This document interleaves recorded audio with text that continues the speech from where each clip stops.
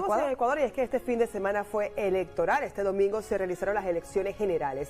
Las presidenciales se resolverán en una segunda vuelta el próximo 13 de abril, que volverá a enfrentar al actual presidente y candidato a la reelección, Daniel Noboa, y también a la candidata presidencial del correísmo, Luisa González, tal como ocurrió en el 2013, que se hizo una elección presidencial, quedaron prácticamente empatados y se fue a una segunda vuelta. Se repite el panorama en este 2025. Sí, es que ambos protagonizaron el balotaje de los comicios extraordinarios de 2023, pero vamos a conocer con detalle, justamente con Joel Vanegas de nuestro canal aliado Ecuavisa, la situación, cómo se está generando hasta el momento. Buenos días, cuéntanos.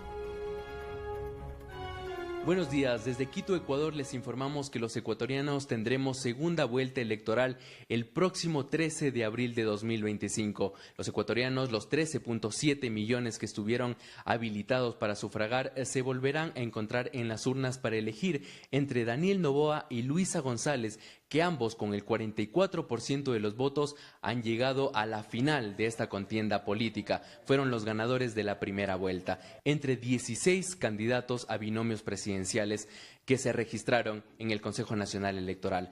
Ahora los ecuatorianos estarán atentos a las estrategias políticas, a la nueva campaña que realizarán estos dos candidatos y también al próximo debate electoral que obviamente definirá el favoritismo de la población en Ecuador. La jornada del 9 de febrero de 2025 se ha desarrollado con normalidad. Al menos así lo informaron las autoridades en el país. Frente al contexto de inseguridad que se ha vivido en los últimos años, la jornada se ha desarrollado con bastante calma en las urnas, en los diferentes recintos en las provincias del país. Es así que las fronteras también abrirán en las próximas horas, tanto la frontera norte con Colombia y la frontera sur con Perú. Nosotros les seguiremos informando y estaremos atentos a ver qué hagan estos dos candidatos que desean llegar al poder hasta el año 2029. Informó Joel Vanegas desde Quito, Ecuador, para Venevisión. Pero ¿quiénes son estos candidatos? Daniel Noboa es el presidente más joven que ha tenido Ecuador.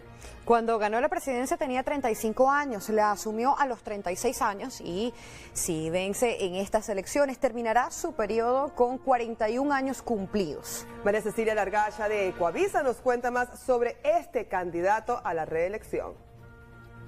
La vida de Daniel Noboa está bastante lejos del promedio, tanto que ni siquiera su nombre es común. Daniel Roy Gilchrist, que significa servidor de Cristo. El presidente más joven que ha tenido el Ecuador también fue el director naviero más joven de Corporación Noboa, la empresa de su padre, que más que una empresa es un imperio económico con operaciones en 50 países. Daniel Noboa creció entre empresarios, políticos y campañas electorales. Su madre fue diputada y asambleísta constituyente y su padre intentó llegar a la presidencia de la República en 5 ocasiones. Tal vez por eso sus allegados confiesan que la primera campaña presidencial en la que Daniel Noboa participó era solo de práctica. La idea era conseguir experiencia, hacer que su nombre sonara y volver a intentarlo ahora, en el 2025. Pero ya conocen la historia. Ya antes de ser presidente había acumulado algo de experiencia en el servicio público. En el 2021 logró una curul en la Asamblea Nacional por la provincia de Santa Elena.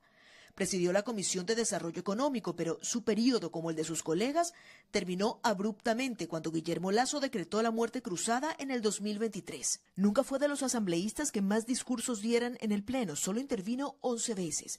Tuvo participación directa en la creación de 2 proyectos de ley, aunque ninguno fue exclusivamente de él. Ambos versaron sobre reformas a leyes. No es de muchas palabras. Sus más cercanos lo describen como un observador, a veces autosuficiente. En lo que todos coinciden es en definirlo como un hombre decidido, que logra siempre lo que se propone. Cuando alguien por cualquier razón pierde su confianza, es casi imposible recuperarla.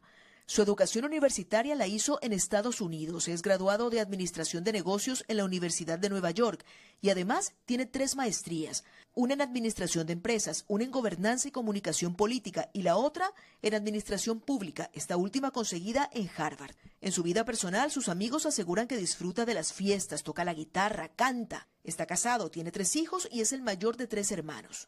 Durante su año y medio de presidencia ha enfrentado problemas graves, seguridad interna, crisis energética, hasta una crisis diplomática generada por su decisión de ingresar a una embajada extranjera para evitar que el ex vicepresidente Glass saliera del país. De hecho, este episodio refuerza lo que quienes lo conocen dicen de él, que no importa lo que tenga que enfrentar, lo hace y después se fija en las consecuencias.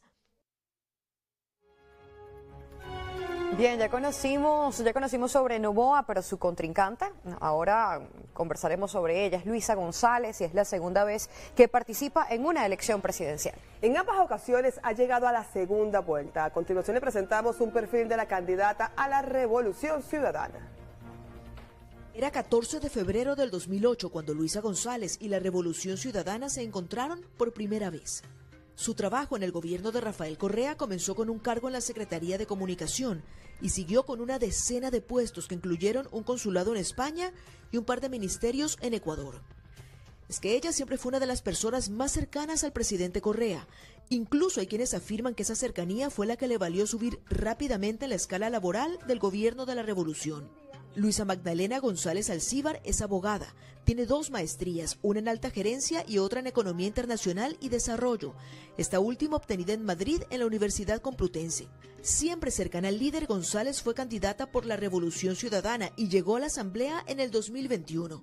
Aunque hay que anotar que muchos años antes, en el 2007, ya había hecho un intento electoral. Participó como suplente de una candidata a la Asamblea Constituyente, pero por el Partido Social Cristiano.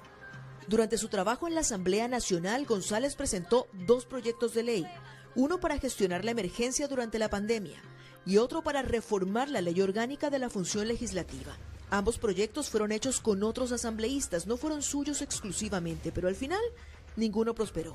Permaneció en la Asamblea hasta el 2023, cuando la entidad fue disuelta por la muerte cruzada.